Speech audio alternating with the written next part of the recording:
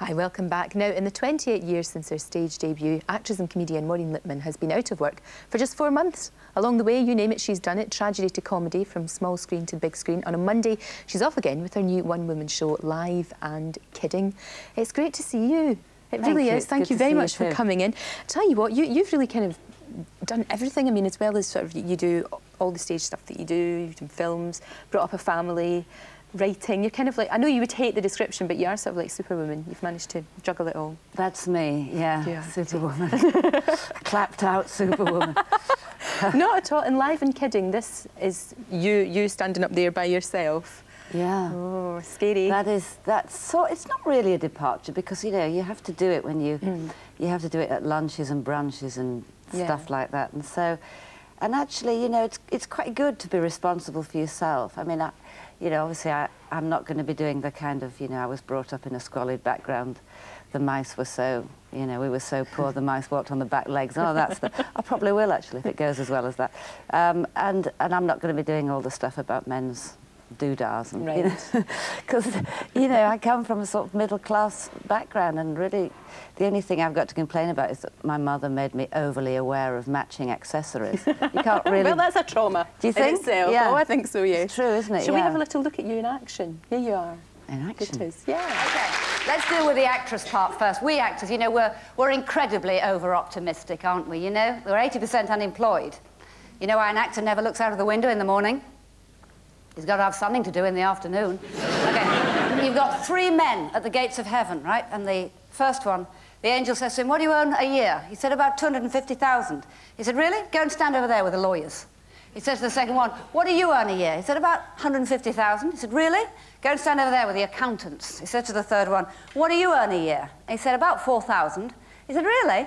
Would I have seen you in anything?" That's very good. And of course, you're used to doing your own thing by yourself, because you did Rejoice, the show about Joyce Grenfell, which was brilliant. I mean, I saw that and I thought it was tremendous, because I love her. I think she's just... Everybody did. I know. Yeah, everybody does, I should say.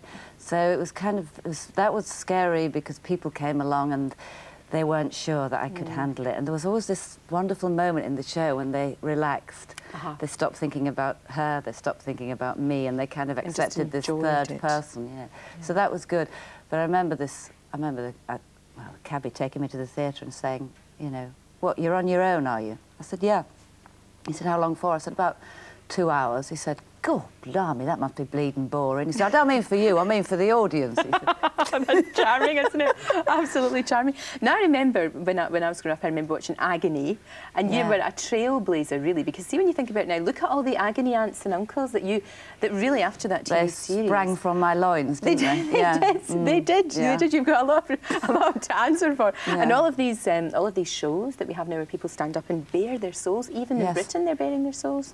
Isn't it terrifying? I think there's an immense lack of confidence in one's friends, one's priest, that it's so much easier to tell the fact that you're a serial misogynist who eats glass and has sex with parking machines to 8 million people than it is to your best friend or your mother. I know. And it only really, you know, you only work. I mean, look at that boy this morning, the Oasis boy, you know.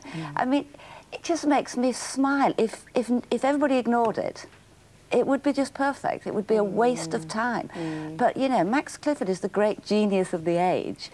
If I was to stand up and say that, yes, I do, I have sex with parking machines, would it, you know, it would be front page news. And it's just the only way to get on, is to say that you're in some way bizarre. Yes, and see outrageous things, I know, and you're dysfunctional in some fashion. Shall we have a look at you in Agony? OK. Let's hear it. Now, you must consider this operation very seriously. I mean, prospective transsexuals need at least 2 years professional counselling, not to mention female hormone injections and... Well, you can't just become a woman overnight. Why not? You did. Yes, but it isn't easy. Yes, it is.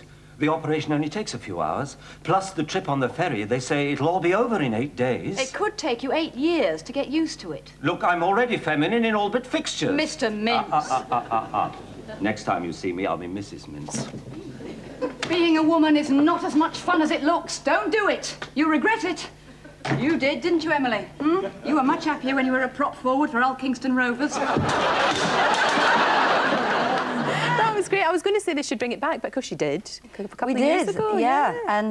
And very nice it was too. Good. Except I think someone at the BBC didn't think so, so it just disappeared, which is why I started to do this show. I thought, you know, somewhere between Mrs. Malaprop and unemployment, I thought, right, well, I'll harness myself and get going, get on the road and see if I can do it. And it's you know, it's frightening, but why not? Yeah. Why not frighten it's yourself? great. So it starts on Monday, and it's going to come into the West End, you think, probably? Yes, I think so, it is, yes. Good. I do a week in Richmond, a week in Guildford, a week in a sort of mental home somewhere, no, a week in Bath, and then I come into town. Right. Yeah, so and for people that can't get down here, there's the video.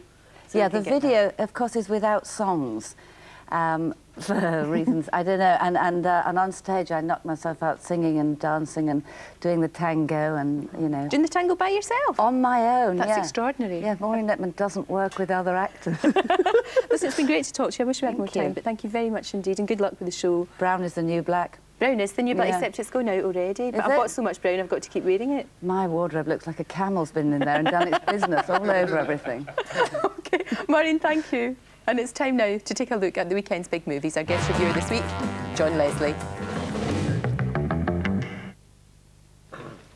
Just like that.